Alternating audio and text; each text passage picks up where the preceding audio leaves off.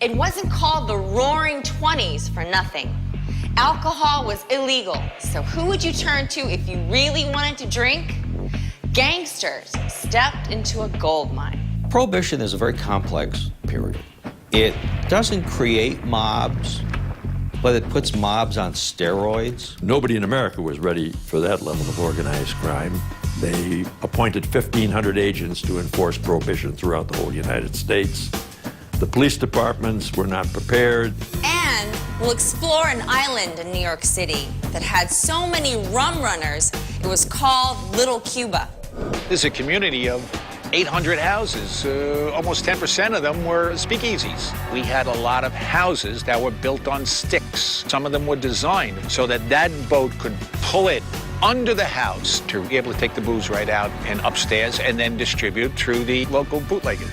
There were secret doors, secret vaults, secret entrances to speakeasies all over the city. On the surface, it was chic. Underneath, the mob was everywhere. Arnold Rothstein is the big bankroll. He's the man who puts all the threads of nefariousness in New York City together in the 1920s. The idea that you were brushing shoulders, perhaps, with gun runners and bootleggers and organized crime figures when you walked into a speakeasy. There were all sorts of dangerous characters around. Of course, the city's speakeasies were dangerous. Every bar in town was making payoffs just to stay open. Come with me, and we'll explore the money and the muscle that made the Jazz Age one of the most exciting secrets of New York.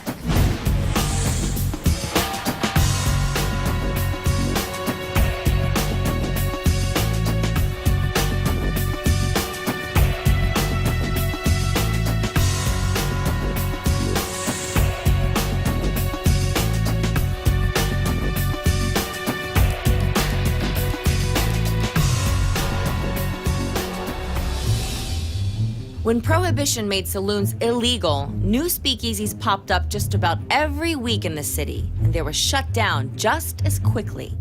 A constant flow of speakeasy cards guided customers to the latest club or hangout.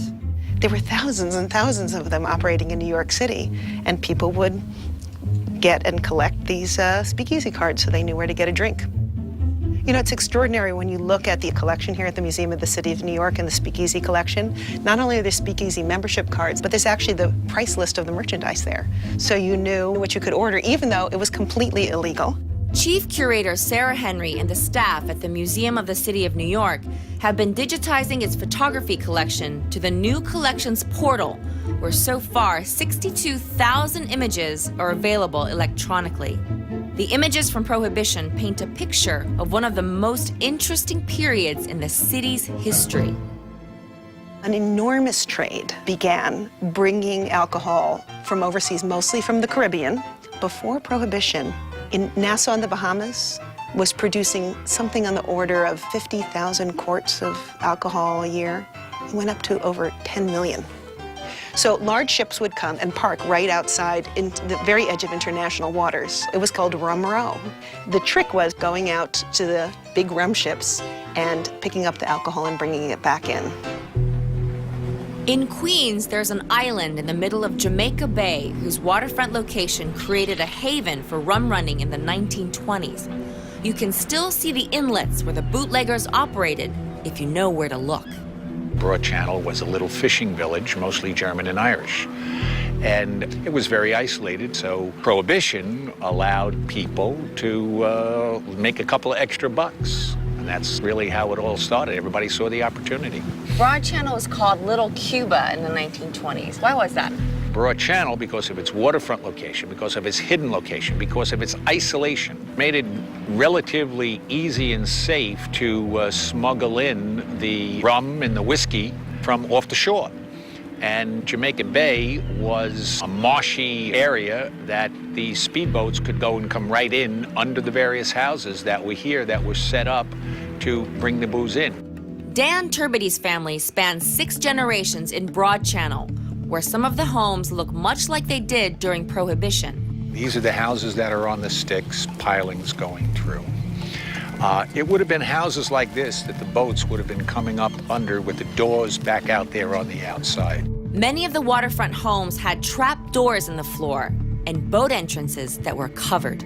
It was designed that there were doors, just like garage doors, that would then open and close so that you couldn't look in, so that even if the cops or whoever started going looking, these houses had garage doors on them, that the garage door was closed. The bootleggers also relied on the natural cover of the marsh grass and wetlands of Jamaica Bay, which they navigated with sleek boats equipped with powerful motors. That speedboat, which would be able to go at a very, very high speed, a high enough speed that no police boat or Coast Guard boat would be able to go faster. They would then come in here and go through the marshes. The same shipyards that were building the boats for the Coast Guard and who knew exactly how many knots those boats could go were also building small vessels for the rum runners themselves. So they would sell them specifically to outrun particular kinds of Coast Guard boats. It was really a wild west out there in the Atlantic off the shores of New York City. I'm going to go as far as to say every fourth or fifth building had some type of speakeasy dance hall going through. Our house, where I grew up, where my father grew up, where my sons grew up, had hidden cabinets. They're still there, they still exist today, where if you knew a raid was coming, a certain amount of booze was either sacrificed, but the rest of it was hidden away. All these illegal speakeasies, they couldn't continue to avert the police and stuff for forever, could they? When Prohibition first started in Broad Channel, the only way you could get here was by the railroad or ferry. Now, if the police were coming, we would be warned beforehand. Technology at the time, the telegraph, and everything would be taken care of, closed up, shut down. So it was something that happened very, very fast that can usually only happen in a small town. And frankly, that's what we are, and we still are, a small little town. Everybody knows everybody. It sounds like Broad Channel was a place where there could be a lot of secrets that were untold. Is it still that way today? Yes, there was secrets back then, but everybody in the neighborhood knew them. There are secrets going on today, and it's very easy for me to say to you that some of the families that were, we'll classify as bootleggers, are still here today. And you can ask me for their names, but it's a secret.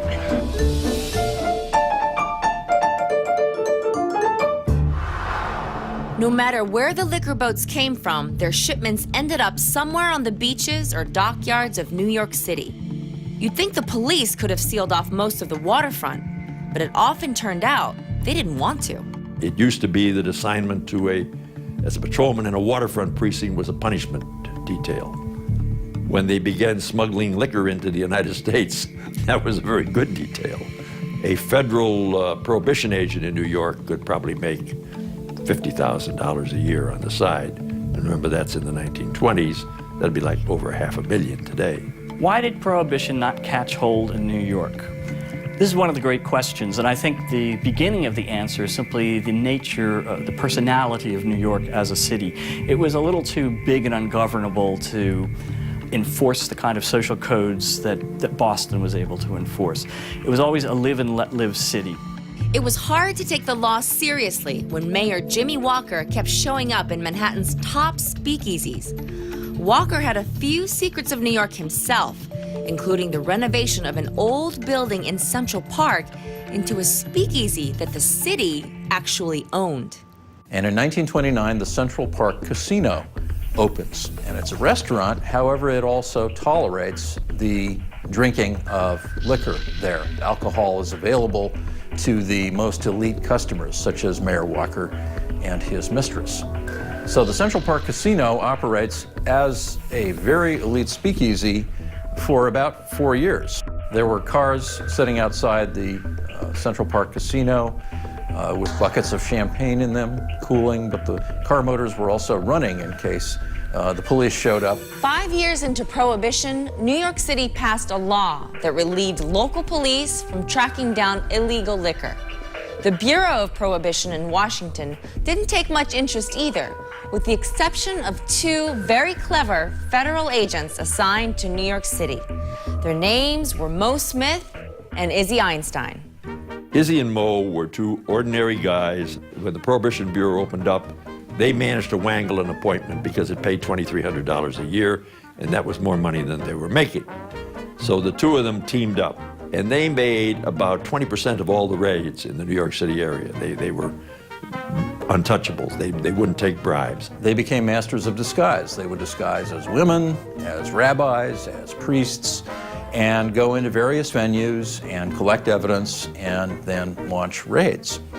And they became legendary in the 20s and 30s for the number of raids that they successfully led and the vast oceans of liquor that they were able to seize in clubs and in warehouses. Here's a secret of New York right out of a bootlegging raid. Here on Orchard Street in February 1922, there was a cobbler shop. Mo and Izzy went inside saying they needed to get their shoes fixed, but their real goal was hidden in the back of the store. It was a 30-gallon still full of sour mash booze, one of hundreds of raids that made Mo and Izzy folk heroes in the newspapers. In 1985, CBS even made a TV movie about them with Jackie Gleason and Art Carney. Sorry, folks. We've got some bad news for you. You've been knocked off by Izzy and Mo. They got a lot of publicity. They became very, very well known. That offended their bosses in Washington, and they were fired. They didn't want the law enforced too vigorously. You can make a lot of money as a prohibition agent. Speakeasies all over town began to take elaborate precautions against raids, like a front door with a fake business outside. These days, some new clubs reproduce that sense of mystery. There's something glamorous about going to a bar that's so exclusive that it looks like something else on the outside. That's why PDT here in the East Village looks like a hot dog joint. Only people who are in on the secret can get through the door. It's a modern speakeasy. There's a phone booth where you dial a secret number and the back panel opens up to let you into a plush and elegant bar. Hi. Once you're inside, modern speakeasies make sure the bartenders are skilled and the drinks are special. It's the golden age of saloon culture and secret speakeasies put together. The back room on Norfolk Street has another kind of secret entrance, down a back staircase, through an alleyway that leads up to a door complete with a peephole, just like the old days. That's because in the 20s, it was a mob hangout, hidden in a restaurant called Ratner's. Ratner's was a kosher restaurant on the Lower East Side. We're sitting in the back room of Ratner's, which was called the Amber Room. Back during Prohibition, people drank in here. 80 years ago, people drank illegally in this room. Meyer Lansky and Bugsy Siegel in particular would have meetings back here. What I guess would be commonly called today as a sit-down. Why did they like coming to Ratner's? It was a kosher restaurant, and they were Jewish gangsters. Some of the most notorious gangsters of the day were not Italian, they were Jewish. Meyer Lansky was one of the underworld kingpins in New York City, once bragging that the crime syndicate he helped create was bigger than U.S. Steel. How much did Lansky and the other boys control in this neighborhood? Meyer Lansky controlled everything in the neighborhood, from shopkeepers, larger industries, manufacturing, as well as the speakeasies. Meyer Lansky lived to be 81 years old, and there was a reason for it.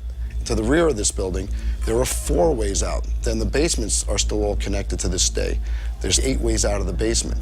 So if you did want to come in and put a hit on Meyer Lansky, if you knew the building, there were a lot of ways out. The old Ratner's basement is a catacomb of hidden passageways, but speakeasies on the Lower East Side weren't the only places where you could hide from the law. Uptown on West 52nd Street, even the most fashionable speakeasies like the 21 Club had to protect themselves. West 52nd Street was dubbed the wettest block of Manhattan because there are probably more than 50 speakeasies along this route here. But 21 Club, which was owned by 2 cousins, Jack Krendler and Charlie Burns, they aspired to be the best for the best, while everybody else was bootlegging and doing moonshine and things that were dubbed at the time New Jersey Bordeaux. Jack and Charlie were importing the real deal, authentic French wines, champagnes, cognacs. Federal agents found liquor in the club in 1930, and the owners wanted to make sure it didn't happen again. They were raided in 1930, and Jack and Charlie, being very intelligent guys, they went out and hired an architect named Frank Buchanan to come in and design a secret wine cellar, not in their cellar, but in the neighbor's cellar. That way, if federal agents asked if there was any liquor on the premises, the staff of the 21 Club could truthfully answer no, because it was hidden in the building next door. The basement of the 21 Club is hidden enough, but this vaulted arch contains the real secret. In the 1930s, smoked hams would have hung over what looks like an old brick wall. But with the help of a thin meat skewer, the wall behind me opens. When the skewer hits the hidden lock on the other side of the wall, it springs open just like it did in 1930 and releases a 4,000-pound door made out of the original foundation. The wine cellar has vintage bottles tucked away for celebrities like Marilyn Monroe and Richard Nixon, still waiting to be opened. And the cellar also has one of the original 21 Club booths, the one used by, you guessed it, Mayor Jimmy Walker. Now, legend has it that one time Jimmy Walker was having drinks in the wine cellar down here and found out that 21 was raided upstairs. So, infuriated by this, asked for a telephone, called the New York City Police Department, and had them come over and ticket and tow the agents' cars away. That was the irony of Prohibition in New York City. It was a law that high society could afford to ignore.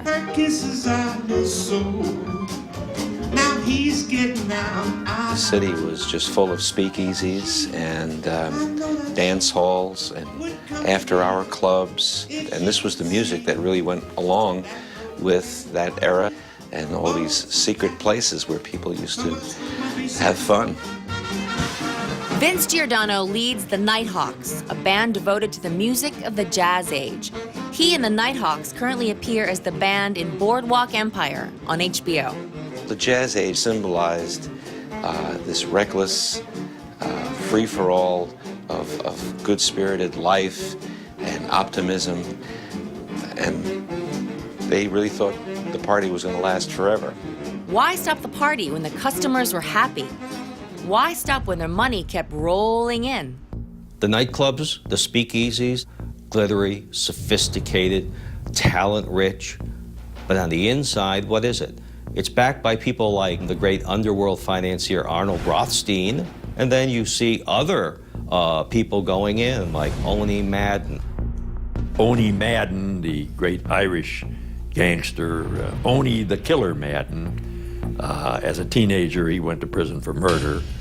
He came out at the age of 31 and became a big Broadway figure, owning a lot of nightclubs and mingling with the rich and famous. Owney Madden was a real killer. He began as a killer. He was sent to Sing Sing in around 1912. But when he came out in 1923, he saw a very, very different world. Prohibition. Now, what is he going to do? Is he going to become a kind of Al Capone? Take everything over with a machine gun? He said, no, I'm Owney the Killer. I don't have to kill people anymore. Madden was right. His reputation was tough enough to get what he wanted without using guns. He owned the famous Cotton Club in Harlem, and his bootleg beer, Madden's No. 1, was a favorite in the city's speakeasies. He lived a long life, far longer than his much flashier contemporary, Legs Diamond. Legs Diamond. Braggart, showgirl, escorting type of guy, speakeasy patron. He is a glitzy, high-profile gangster. Some say he got the nickname Legs because he was a great dancer. Others say he outran the cops. Like so many gangsters of the 1920s, bootleg liquor and beer were the keys to Diamond's empire. When he tried to take over East Harlem, Diamond ended up in a 2-year gang war with Dutch Schultz. No matter how hard he tried, the Dutchman couldn't manage to snuff out his rival. Diamond gets the reputation as the human clay pigeon, the gangster that can't be killed. And he brags that the bullet ain't been made that can kill me, which is a bad thing to brag. But after a while, Schultz almost begins to believe it, because they shoot him up on street corners, they shoot him up in hotel rooms, they shoot him up everywhere, and he can't be killed. Now, eventually, he relocates his empire upstate to the Catskills. And in 1931, he's in Albany trying to muscle in on the bootleggers there, goes to a hideout, and as he lays there in a cheap rooming house, gunmen come in and fire 3 slugs into his brain. And that's the end of Legs Diamond. So many Prohibition-era gangsters, from Legs Diamond to Lucky Luciano, got their start working for the elder statesman of organized crime, Arnold Rothstein. David Pietrusza wrote a biography of Rothstein and let me in on a secret of New York, the Park Central Hotel on 7th Avenue. Built in 1927, it's just completed a $20 million renovation and contains the place where a new chapter of the city's history began, the room where Rothstein was fatally shot. Rothstein's death, was it the end of an era for New York City? Arnold Rothstein is the glue who holds the corruption together. He goes between Wall Street, he goes between Tammany Hall, the Democratic organization, the police, the mobsters, the society people. It sounds like Rothstein could really mingle with anybody and any kind of person. Arnold Rothstein really is the fixer, the big bankroll, which can be loaned out at exorbitant rates for speakeasies, rum running, drug running, labor racketeering. And Arnold Rothstein makes sure that you will pay it back, because if you take out a loan from him, you also take out a life insurance policy on yourself with him as the beneficiary. You can see why Rothstein was nicknamed the Brain by the underworld, but he had a weakness. He was addicted to gambling. At first, everything he bet on turned to gold: drug running, horse racing, casinos. But by 1928, when a gambler named George McManus invited him to a high-stakes poker game, Rothstein's luck was turning cold. When McManus invited Rothstein to this high-stakes poker game, Rothstein was not in good financial shape to begin with. Why did he go? Arnold Rothstein couldn't resist a big game. And this was a big challenge. 33, 34 hours, this game goes on. He loses at the end of it $320,000. He stays in. It's really the World Series of poker sharks. And Rothstein eventually concludes that the game is fixed. Which is why Rothstein never pays McManus what he'd lost in the game. After 3 months, McManus calls Rothstein to a meeting at the Park Central Hotel. Rothstein leaves his gun off, thinking he's going to be safe. Walks up the street, cold, rainy, Sunday evening. Goes in, argues with McManus, tells him he's not going to pay up. You can wait. McManus is tired of waiting. What probably happens is that McManus draws his gun and is trying to scare Rothstein. But being drunk and angry, he hits him right in the gut. The thing passes through 3 or 4 vital organs. Stunned, Rothstein gets up and heads for the door. No one in the room makes a move to stop him. So Arnold Rothstein leaves the room where he's been shot, lurches down the hallway, decides he's not going to take an elevator. He doesn't want to be seen, doesn't want to go in the lobby. Goes into a stairwell in the building. He's going to go down to the ground floor, hail a cab, get a doctor, and make everything go away. He gets down to the first floor. There's some employees there. He says, "Call me a taxi. Get me a doctor. I've been shot." The cops come, an ambulance, they take him to a hospital, and a day later, he's dead. After Rothstein's death, the web that holds politicians, police, and the mob together crumbles. Proof of a loan to a prominent city judge turns up in Rothstein's papers and triggers an investigation of the entire judicial system. And that sets off the dominoes. And before you've come to the end of it, Tammany is broken. Mayor Walker is in exile in Europe. And this helps Franklin Delano Roosevelt, then governor of New York, become President FDR. If Rothstein had survived, his luck was about to turn. He would have won more than $500,000 from bets he placed on the 1928 election. Instead, his death created a power vacuum, and several gang wars slowly reestablished a new order in New York City's underworld. Today's mob can still trace its roots to Prohibition. Its effects have lasted for decades. After the repeal, beer and liquor flowed freely. Speakeasies became bars again. But New Yorkers had ignored a federal law for 13 years and would never look at any law that Congress passed in quite the same way again. Everywhere you turn in a strong and beautiful city, there are secrets to be found. You just have to know where to look for them.